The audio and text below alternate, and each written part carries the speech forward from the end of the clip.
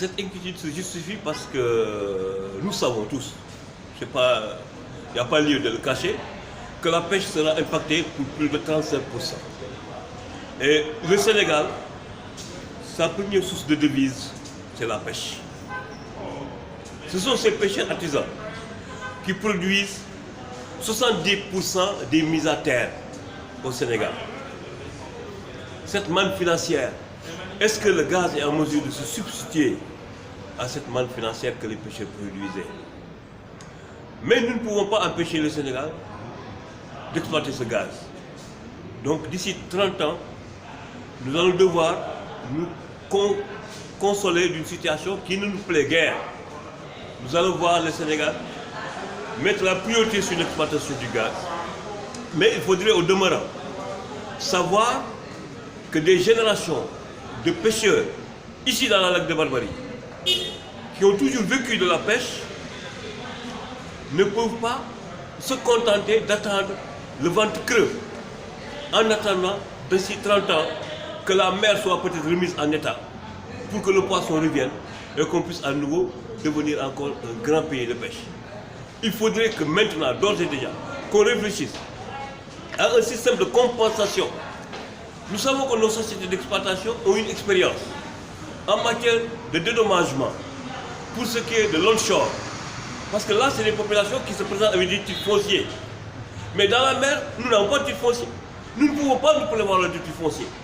Mais nous pouvons dire avec force que cette mer nous appartient. Parce que depuis nos grands-pères jusqu'à nos pères, c'est nous qui l'avons toujours exploité. Nul ne peut nier que nous avons fait vivre le Sénégal en allant dans cette mer. Le Sénégal n'a pas de société de pêche qui appartienne à l'État. L'État ne pêche pas. L'État ne vend pas de poissons. L'État ne commercialise pas de poissons. Et pourtant, la pêche est la première source de devises. Donc il y a des populations qui se sont toujours sacrifiées, qui se sont toujours investies dans la pêche. Et ces populations maintenant, si nous devons passer au stade d'exploitation du pétrole, avant d'y aller, il faudrait compenser les populations riveraines. Parce qu'il y aura une réduction de la zone de pêche. Il y aura une perte de plus de 35% des poissons. Donc, nous appelons le gouvernement à réfléchir à un système de compensation de tous les pêcheurs. Il est facile de connaître les pêcheurs. Parce que toutes les pirogues sont immatriculées. Les gens qui connaissent les pirogues, on peut le savoir. Le revenu annuel, on le connaît. Donc il est facile, vraiment, de passer à leur compensation. Mais en fait, depuis que vous agitez cette idée de compensation, est-ce que vous avez eu une oreille attentive ou bien en tout cas ne serait-ce qu'un seul geste de la part soit de l'État ou bien de ces compagnies pétrolières? Bon, c'est l'occasion pour nous peut-être de remercier la société civile qui nous accompagne dans cela.